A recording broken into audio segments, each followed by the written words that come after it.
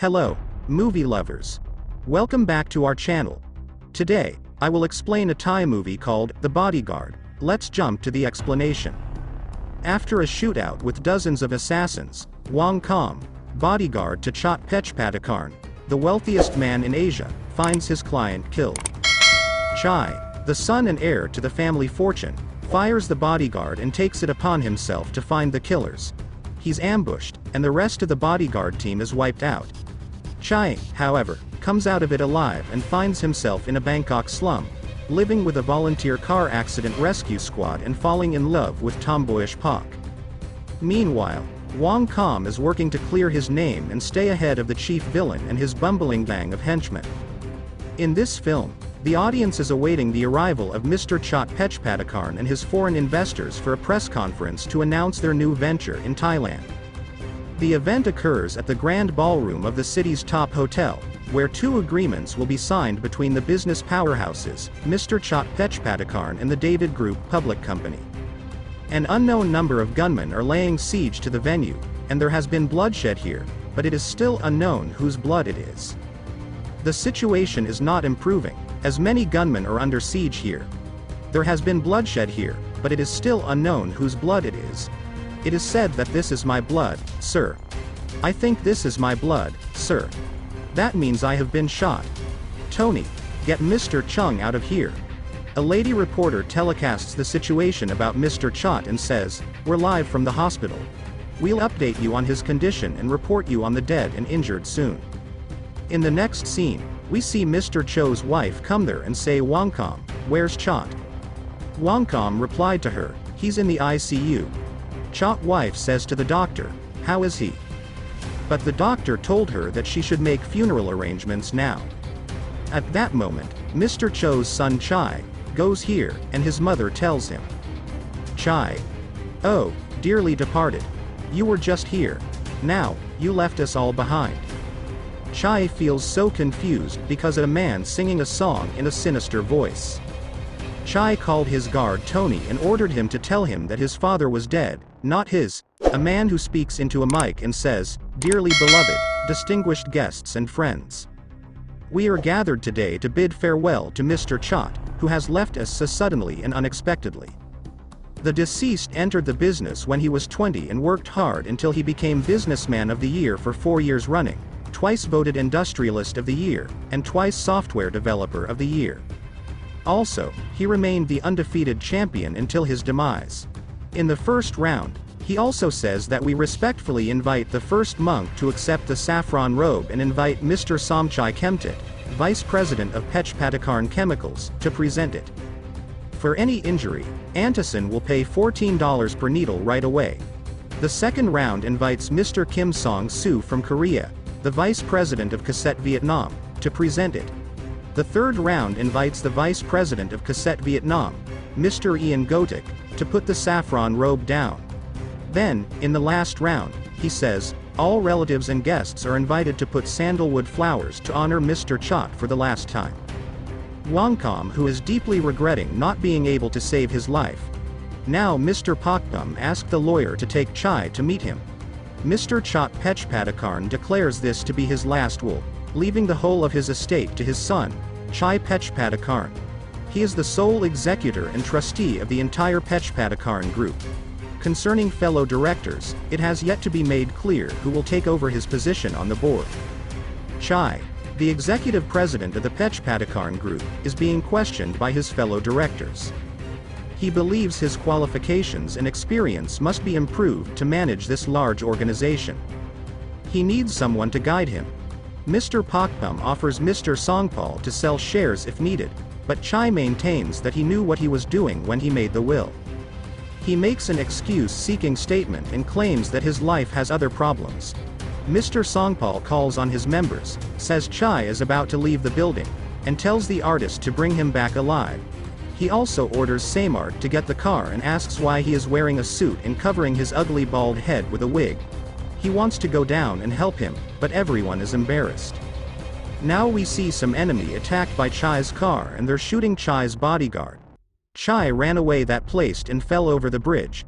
In the next part, a worker finds Chai in the dustbin. Mr. Songpal also tells the artist to go to Wangkam's place to find him. If he's not there, kill him anyway. Jeeb, the son of Bang Rajan, is dead, and they plan to go in together. They count down to 3 and find Noom running with a gun. Bang Rajan is almost defeated, and Jeem asks why he doesn't talk. Jeem suggests they go to the Royal Army to help him. Noom is in the pool and tries to get out of his way. Bang Rajan is about to be defeated, and Jeem asks why he's not talking. After a few moments, Wangkam is arrested by police and admitted to a mental hospital. In the next scene, Jam decides to go to the hospital to help him. Tong is told to pawn off Wangkam's watch to get money for his medication. Jam, Tong's mother, warns her not to talk too much and that she would have shoved ash in his baby's mouth if she knew she would talk so much. Jam then lets her mother know that he stole something. Chai informed Tong's mother that his mother had taken a watch because she was unwell. As the conversation continues, Chai questions why he didn't report the incident to the police. He claims he stole something from someone, and Jam admits he did it because his mother fell ill. The conversation highlights the importance of trusting one's instincts and avoiding confrontations with others. Conversely, Wangkam is captive in a mental hospital, where a person with a mental health condition catches fish in a tin can. Suddenly, Cho's wife comes there and frees him in the hospital. However, they suspect Chai has been kidnapped. At this moment, Chai goes to the watch market and wants to sell his watch. Chai asked for the watch's price, and the buyer gave him only $866. Hawk mother is taken from $433 by Chai, and they decide to go home. They are tired and hungry and are concerned about the children's food shortage at the foundation. Hawk gives all the rice to the kids, but she has to showboat for everyone. The children are starving and don't have anywhere to sleep. Aunt Jam is relieved to have a home where they can eat, and Aunt Jam is happy to have a place to stay. The local people are discussing their problems, and Chai is present there. They are also concerned about the lack of funding for their childcare center. They are offered a health insurance card, allowing them to get all the necessary medication and donate what they can. They are also encouraged to contribute to the foundation by volunteering as volunteer teachers from the foundation. In the meantime, the people agreed to help clear the land and clear the land. They discuss the budget for building the center, which would cost thousands. The children are excited about the idea of a childcare center but are concerned about the financial burden on the family.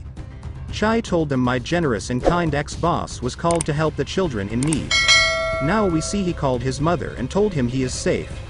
Chai withdrew $2,890 from an ATM in front of Pop Mall. He asks for double the workforce to search the area. Meanwhile, the enemy finds his location. After a car accident, he asks Pak to help put pressure on a leg wound. Pak helps lift the leg, and a friend is dying, but he is conscious. In the next part of the movie, we see Chai and Pak are romantically feeling in a market. After coming, some enemies shoot shop workers and kidnap Chai and Pak. Suddenly, there were police, and they surrounded the shop. The police officer then asks the Neg Squad to help them. The leader of the Neg Squad is on vacation in Phuket. Then they disguised themselves and asked to call the TB, which means Twin Buster, and they are called the Special Service Squad. When the TB comes there, the gangster shoots in their head, and they fall. At this moment, Wangkam drives into the shop with a car and breaks the glass. Suddenly, Hawk is injured by an enemy. When the fight starts, Wangkam suddenly finds Chai and takes him to the car. But Chai is shouting for Pak. Wangkam didn't respond and left the place. Afterwards, Chai's mom asks his son why he looks angry with his bodyguard. He replied to his mom that he needed to help Pak, but the bodyguard says to him it's hazardous. Also, promise him he will find her and bring him safe. Mr. Songpal kidnaps Chai and orders him to share him.